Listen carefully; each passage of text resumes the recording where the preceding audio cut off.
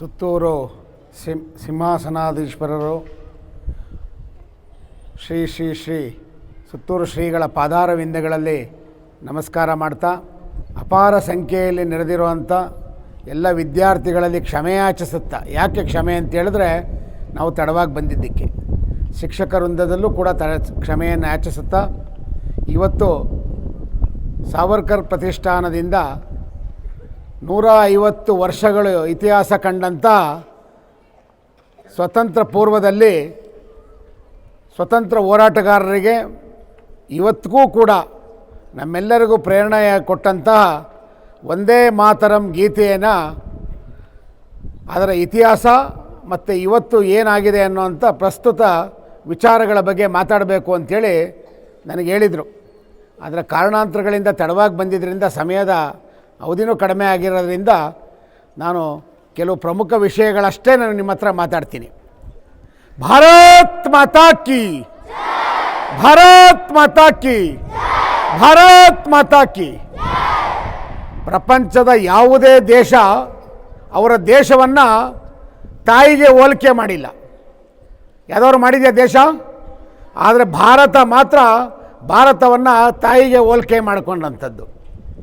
ಅಂಥ ಹೋಲಿಕೆ ಮಾಡಿಕೊಂಡು ಶತಮಾನಗಳಿಂದ ಸುಮಾರು 5,000 ವರ್ಷಗಳಿಗೂ ಇತಿಹಾಸ ಇರುವಂಥ ಭಾರತದಲ್ಲಿ ನಾವು ಭಾರತವನ್ನು ಮಾತೆಗೆ ಹೋಲಿಕೆಯನ್ನು ಮಾಡಿಕೊಂಡು ನಾವು ಇಲ್ಲಿ ಬದುಕನ್ನು ನಡೆಸ್ತಾ ಇದ್ದೀವಿ. ಅಂಥ ನಡೆಸುವಂಥ ಸಂದರ್ಭದಲ್ಲಿ ಇವತ್ತೂ ಕೂಡ ಸ್ವತಂತ್ರ ಬಂದಿದ್ರೂ ಕೂಡ ಹೋರಾಟಗಳು ನಡೀತಾನೇ ಇದೆ. ಹೋರಾಟಗಳು ಯಾಕೆ ನಡೀತಾ ಇದೆ ಅಂತೇಳಿದ್ರೆ ವ್ಯವಸ್ಥೆಗಳ ವಿರುದ್ಧ ಅಥವಾ ಬೇಡಿಕೆಗಳ ವಿರುದ್ಧ ಈ ರೀತಿ ನಮ್ಮದು ಹೋರಾಟಗಳು ನಡೀತಾ ಬರ್ತಾ ಇದೆ. ತಾವೆಲ್ಲ ನೋಡ್ತಾ ಇದ್ದೀರಿ. ಮಕ್ಕಳು ತಮಗಂತೂ ಈಗ ಸಾಮಾಜಿಕ ಜಾಲತಾಣಗಳು ಮತ್ತು ಮೊಬೈಲ್ ಇಂಥದ್ದೆಲ್ಲ ಬಂದಿರುವಂಥ ದಿವಸಗಳಲ್ಲಿ ಯಾವ ರೀತಿ ಹೋರಾಟಗಳು ನಡೀತಾ ಇದೆ ಅಂತ ಗೊತ್ತಿದೆ. ಭಾರತವನ್ನು ನಾವೆಲ್ಲರೂ ಪೂಜಿಸ್ತೀವಿ, ಪ್ರೇಮಿಸೋದಿಲ್ಲ, ಪೂಜಿಸ್ತೀವಿ. ಯಾಕೆ ಅಂದರೆ ಭಾರತ ಮಾತೆ ತಾಯಿಯನ್ನು ನಾವು ಪೂಜಿಸಬೇಕು ಅಂಥೇಳಿ.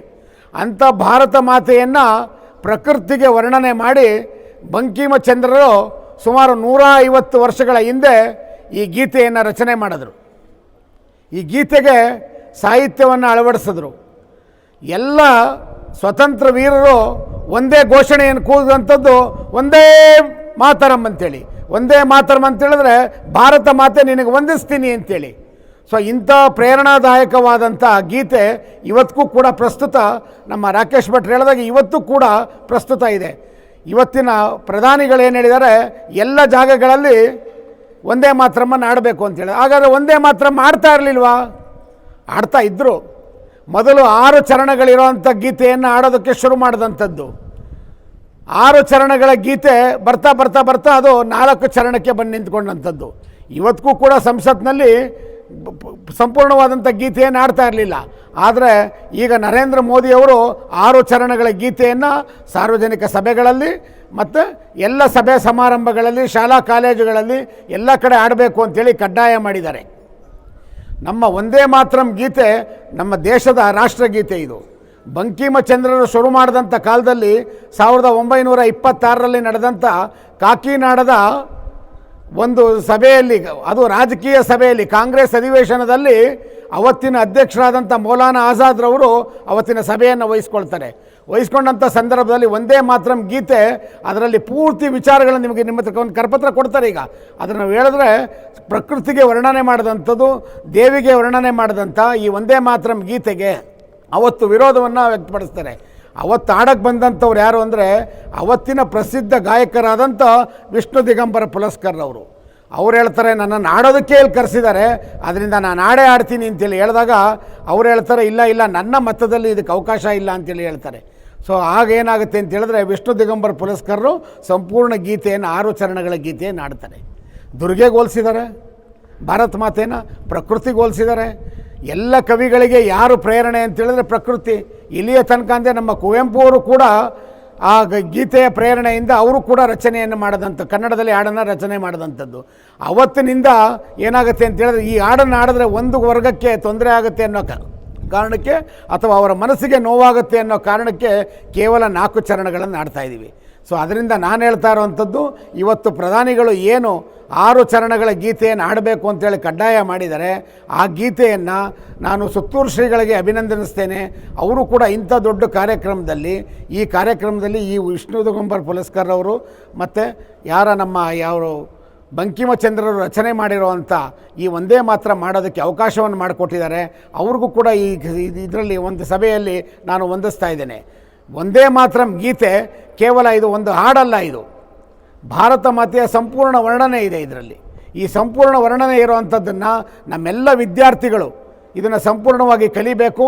ಮತ್ತು ಅದೆಲ್ಲದಕ್ಕಿಂತ ಹೆಚ್ಚಾಗಿ ಪ್ರತಿಯೊಬ್ಬ ಕ್ರಾಂತಿಕಾರಿಗಳಿಗೆ ಪ್ರೇರಣೆ ಕೊಟ್ಟಂಥ ಗೀತೆ ಯಾವುದು ಅಂತ ಹೇಳಿದ್ರೆ ಅದು ವಂದೇ ಮಾತರಂ ಗೀತೆ.